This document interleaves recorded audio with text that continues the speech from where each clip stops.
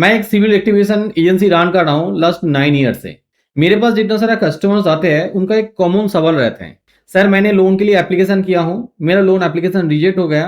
Bank manager कह रहा है कि मेरा रिपोर्ट में कोई एक्टिव अकाउंट है या तो उसमें कोई नेगेटिव स्टेटस है जिस कारण से मेरा लोन रिजेक्ट हो चुका है। जैसे ही मैं मेरा सिविल रिपोर्ट से वो एक्टिव अकाउंट को क्लोज कर देंगे या तो नेगेटिव स्टेटस वहां से रिमूव हो जाएगा तो मेरे को जल्दी से बैंक मैनेजर लोन दे देगा।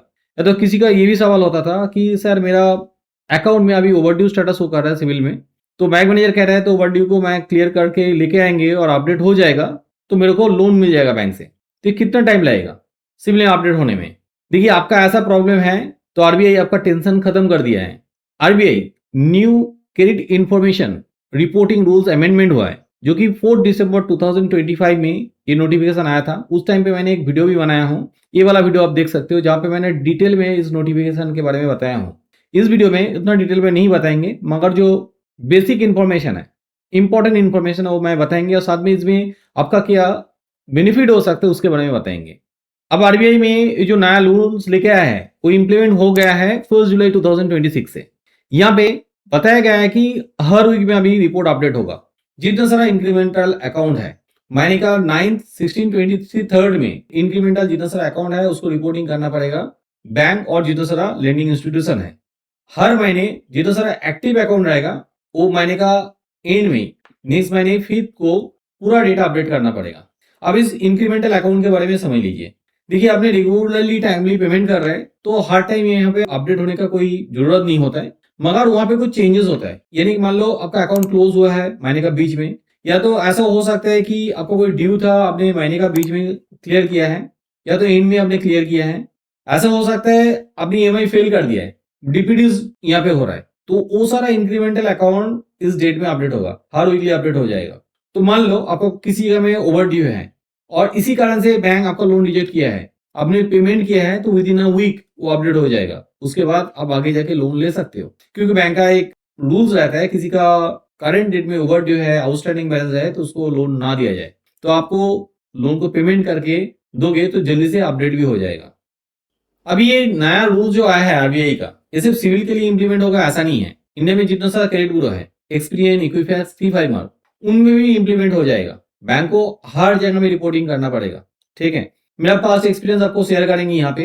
मान लो आज से 3 साल पहले कोई मेरा पुराना वीडियो देखा है जहाँ पे मैं बताते थे कि 30 डेज टाइम लगता है अपडेट होने में, रिपोर्ट अपडेट होने में 30 डेज टाइम लगता था।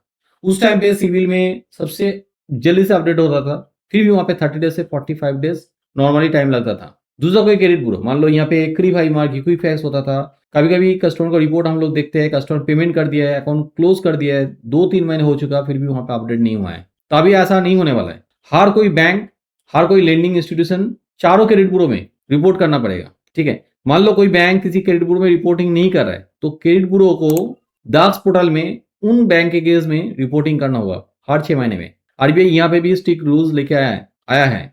अब यहाँ पे बेनिफिट क्या हो सकता है जो मैं कस्टमर के लिए पहले ही बताया हूँ। उन्होंने कोई अकाउंट क्लोज कर दिया है महीने के बीच में जिस कारण से उनका लोन नहीं मिल रहा था, तो वो जल्दी से अपडेट भी हो जाएगा, उसको आगे चल के लोन भी मिल जाएगा।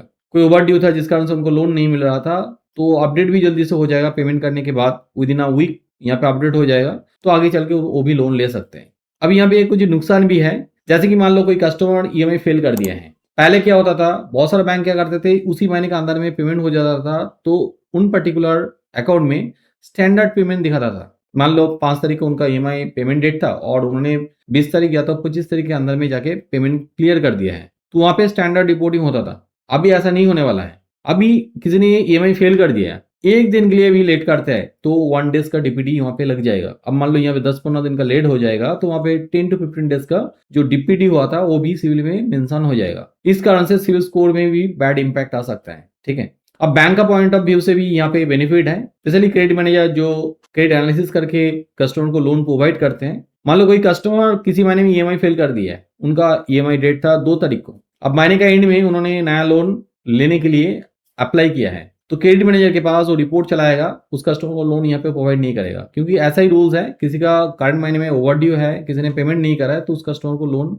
नहीं दे सकता है। बैंक का ऐसा ही पॉलिसी मेंटेन करते हैं। दूसरा है, बहुत सारे कस्टमर्स को ये प्रैक्टिस था, स्पेशली कुछ ब्रोकर लोग ऐसा ज्यादा करते हैं, मल्टीपल बैंक में एक ही साथ लोन के लिए एप्लीकेशन कर देते हैं। और वहाँ पे कस्टमर को लोन भी अप्रूव हो जाता है, उनको लोन मिल भी जाता है, जो कि उनका एलिजिबिलिटी के हिसाब से फिट नहीं करता है। यहाँ पे जल्दी से रिपोर्टिंग हो जाता है। इस कारण से क्रेडिट मैनेजर उसको ट्रैक कर सकते हैं कि उनको नया लोन मान लो 4-5 दिन पहले या तो 1 वीक पहले ही मिल चुका है, तो उनका लोन नहीं भी दे सकता है, उस लोन को रोक सकता है, क्योंकि ज़्यादातर केसेस में ये सारा कस्टमर लोन लेने के बाद डिफॉल्टर हो जाता है। तो बैंक के लिए यहाँ पे बहुत फायदा है।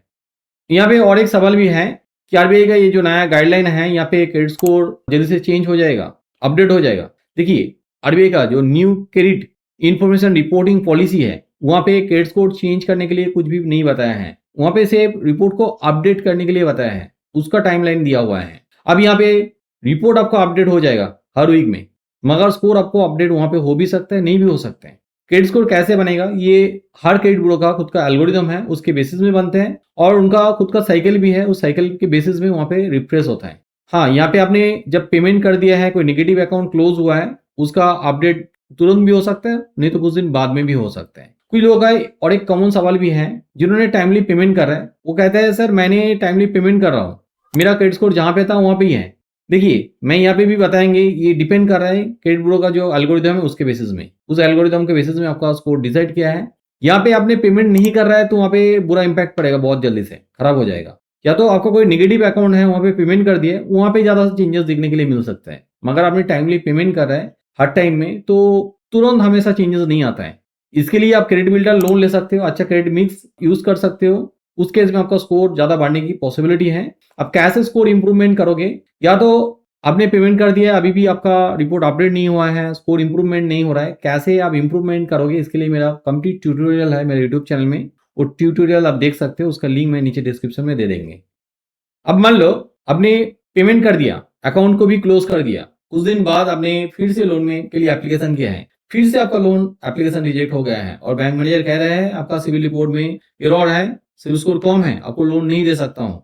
उस केस में आप हमें भी कांटेक्ट कर सकते हो, आपका रिपोर्ट हमें भेज सकते हो, मेरा टीम आपका रिपोर्ट एनालिसिस करके बता देगी कहाँ पे प्रॉब्लम है, किस वजह से आपका सिविल स्कोर कम है और क्यों आपका लोन रिजेक्ट हो रहा है। और ये रिपोर्ट एनालिसिस एब्सोल्युटली फ्री है। उसके बाद हमें देखिए आपका रिपोर्ट को रेक्टिफिकेशन करना चाहते हो, स्कोर को अपडेट करवाना चाहते हो, इंप्रूवमेंट करना चाहते हो, तो हमारा पेड सर्विस भी ले सकते हो। हमारा हेल्पलाइन नंबर नीचे डिस्क्रिप्शन में दिया हुआ है, इस नंबर पे आज ही कांटेक्ट कीजिए। नंबर मंडे से लेकर सैटरडे तक ओपन रहता है, सुबह 10 बजे से लेकर शाम को 7 बजे, किसी भी टाइम में आप फोन कर सकते हो। अलग से आपको डिस्क्रिप्शन में व्हाट्सएप नंबर भी मिलेगा, उस नंबर पे आपका रिपोर्ट भी भेज सकते हो। आपका रिपोर्ट देखिए मेरा टीम का कोई मेंबर कांटेक्ट कर लीजिए और आपका रिपोर्ट को भी एनालिसिस करके देगी। हाँ, वीडियो का किसी भी जगह में कोई डाउट आपको रह गया तो नीचे कमेंट करके बताइए, मैं उस कमेंट का भी आंसर करेंगे। आपको और भी ज़्यादा जानकारी चाहिए तो आप मेरा यूट्यूब लाइव सेशन में आ सकते हो, जहाँ जो कि मैं हर फ्राइडे इवनिंग में 9 बजे से लेकर 10 बजे के बीच में करता हूँ। वहाँ पे आके भी आप सवाल कर सकते हो। मेरा ये वीडियो अच्छा लगे तो जरूर लाइक कीजिए, मेरे चैनल को सब्सक्राइब कीजिए और हाँ, जरूर बेल आइकन को दबा दीजिए ताकि नया वीडियो का नोटिफिकेशन आपको मिल जाए। वीडियो को एंड तक देखने के लिए बहुत बहुत धन्यवाद।